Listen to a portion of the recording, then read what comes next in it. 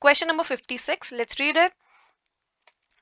If for a reversible reaction, the equilibrium constant Kc is 5 into 10 to the power 12 at 25 degrees Celsius, the value of delta Rg naught at the same temperature will be. Students, for this question, first of all, we need to know the formula to calculate the delta Rg naught, that is standard Gibbs free energy change for the reaction. So delta R G naught is equals to minus 2.303 RT log base 10 Kc. Now students, in the question we are given with the value of temperature. So temperature is 25 degrees Celsius. But we have to take temperature in Kelvin. So we have to convert this temperature into Kelvin by adding 273. So now the temperature is equals to 25 plus 273, which is equals to 298 Kelvin. Also students, we are given with the value of Kc. Kc, that is equilibrium constant, is equals to 5 into 10 to the power 12. And student, the value of R in joules per mole per Kelvin is 8.314 joule per mole per Kelvin.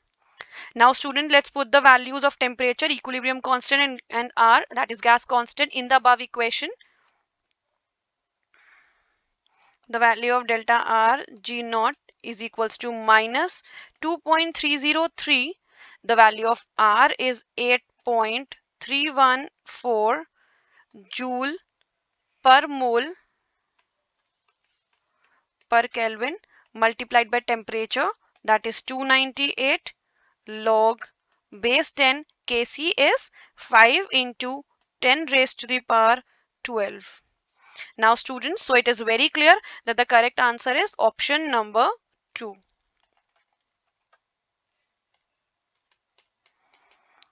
Students, before moving to the next question, you people have to understand that in this questions, though you can see the options which are given are a bit confusing. So you have to read out each and every option to avoid marking or choosing an incorrect option, because very small difference were there. If you can see in option number 2, here we are given with log value. So we have multiplied the entire equation by 2.303. But in option number 1, there is natural log given. So we have not multiplied the equation by 2.303. The option 1 is incorrect since the value of equilibrium constant Kc is not correctly given there. So you see there is a very minute difference in all the 4 options. So you have to clearly check each and every option before marking the correct answer. The question could have been difficult if the examiner has asked you to solve the entire equation. In that case, you need to know the value of log 5. You also have to multiply each and every term. That could have been more difficult or more time consuming. So if options are given in such way, so for sure your time has been saved. So please use the time wisely and mark the correct answer. You can clearly see all the options are very confusing. So take your time and make sure that you're marking the correct answer, right? Especially in such questions where all the options are very similar to each other. So moving to the next question. Let's read the question. Identify the incorrect match. Students, in this question we are given with 2 columns. In column 1 we are given with the IUPAC name of elements with atomic number greater than 100, and on the right hand side on the next column we are given with IUPAC official name of those elements, and we have to identify the incorrect match. So let's start.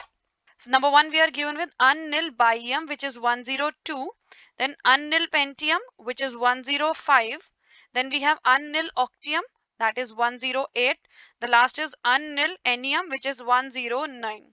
So let's find out which is the incorrect match. A1, that is atomic number 102, has IUPAC official name borium. Student, this is an incorrect match, as the element with atomic number 102 has the IUPAC official name of element with atomic number 102 is nobelium. That means this was an incorrect match. Moving to next, C3. That means atomic number 108 has neum. This is a correct match.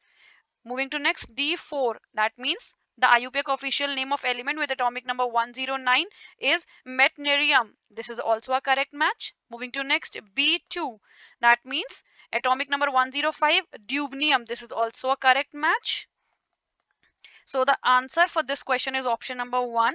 Student, also I'm telling you that the atomic number of element borium is 107. Here I'm writing its IUPAC name, Nil septium. So we already know the correct answer. Correct answer is option number 1. Moving to the next question, students. Which of the following is an acidic amino acid? Students, amino acids are classified as neutral, acidic or basic depending upon the number of amino groups as well as carboxyl groups. If the number of amino groups are equal to the number of carboxyl groups, that particular amino acid is neutral in nature. If the number of amino groups are more than that of number of carboxyl group, that particular amino acid is basic in nature. And if the number of amino groups are less than that of carboxyl groups, then that particular amino acid is acidic in nature. Here we have to answer that which of the following is an acidic amino acid. That means in this case, the number of carboxyl groups is more than the number of amino groups. So let's draw the structure of the given amino acids and then we'll be able to figure out that which is an acidic amino acid. Moving to number 1, glycine. Here I'm drawing the structure of glycine. NH2, C, H, H, COOH. This one is a neutral amino acid. Moving to next, glutamic acid. The structure of glutamic acid is NH2, C, COOH, CH2, CH2, COOH. We can clearly see that the number of carboxyl group is more than that of amino groups. As a result, this is an acidic amino acid. Moving to next. Next is leucine. Let's draw the structure. NH2, COOH, H, CH2, CH, CH3 whole twice. You can clearly see that the number of amino groups and carboxyl group is equal. As a result, this is also a neutral amino acid. Moving towards the last structure, that is arginine. So arginine, let's draw the structure. NH2, COOH, H, CH2, CH2, CH2, then we have NH, then C, double bond NH and NH2. So we can clearly see that the number of amino groups is greater than the number of carboxyl group. As a result, this particular amino acid is basic in nature. That means the correct answer is option number 2. Student, you have to learn such kind of questions, because if you don't know the structure of a particular amino acid, then you won't be able to attempt such questions. And also, when we are talking about amino acid, you also have to learn essential amino acids and non-essential amino acids. So in that way, you will be able to attempt maximum questions related to amino acids. So moving towards the next question, that is question number 59. Let's read it. What is the change in oxidation number of carbon in the following reaction? CO gaseous plus half O2 gaseous gives CO2 gaseous. Let's write the reaction here. CO gaseous plus half O2 gaseous gives CO2 gaseous. So let's start with the oxidation state of this carbon. Let's assume the oxidation state of this carbon as X. So minus 2. Since the oxidation state of oxygen is minus 2. So X is equals to plus 2. So here it is plus 2. Now let's calculate the oxidation state of this carbon.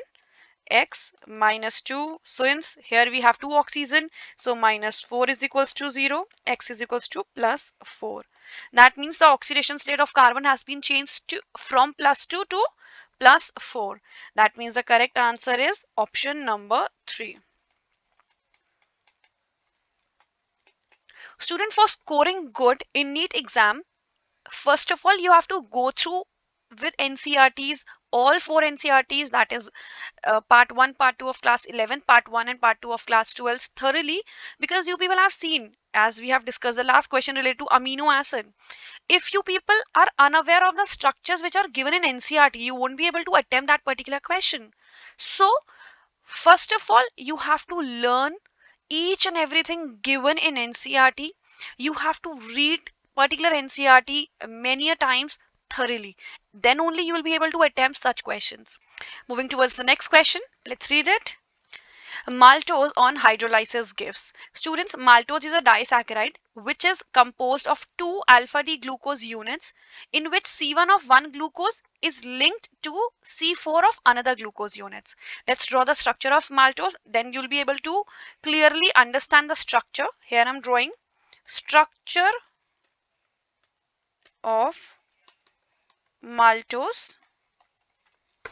So students, this is the structure of maltose. You can clearly see that maltose consists of two alpha D glucose units. That means the correct answer is option number 1. Moving to the next question, students.